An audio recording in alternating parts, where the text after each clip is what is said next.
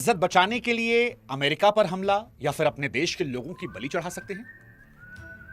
क्या अमेरिका में एक 9/11 जैसा हमला हो सकता है जिसके स्क्रिप्ट ईरान में नहीं बल्कि खुद वॉशिंगटन के बंद कमरों में लिखी? क्या America Israel versus Iran war में अमेरिका एक डिजिटल फॉल्स फ्लैग यानी बड़े साइबर अटैक के जरिए अमेरिका में इमरजेंसी लगवा सकता है? अब पहली नजर में आपके मन में सवाल आएगा, क्यों अमेरिका ऐसा क्यों करेगा? क्योंकि ये बातें सुनने में किसी हॉलीवुड की फिल्म जैसी लगती है।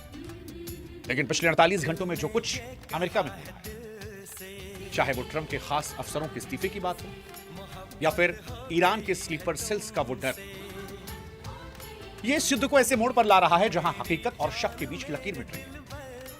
आज अमेरिका एक तरफ ये दावा कर रहा है कि युद्ध हम जीत रहे हैं, लेकिन दूसरी तरफ जो दिख रहा है वो ये कि तेल की कीमतें उसकी कमर तोड़ रही हैं। वो इस युद्ध के दलदल में फंस गया है जहां से ना निकल पा रहा है ना जीत पा रहा है। ईरान ने स्ट्रेट ऑफ हॉर्मुज को बंद करके दुनिया का व्यापार जाम किया है। गल्फ कंट्रीज वो भी अमेरिका से दूरियां बना रही है। अमेरिका अपनी एम्बेसीज गल्फ कंट्रीज से खाली कर रहा है। अमेरिका इकोनॉमिकली बहुत ज्यादा पैसा इन्वेस्ट कर रहा है और उसका एंड रिजल्ट उसकी सुपर पावर के तौर पर नहीं आ रहा, क्योंकि दुनिया ये मान रही है कि ईरान जीत तो नहीं पाएगा लेकिन वो अमेरिका से हारने को भी तैयार है।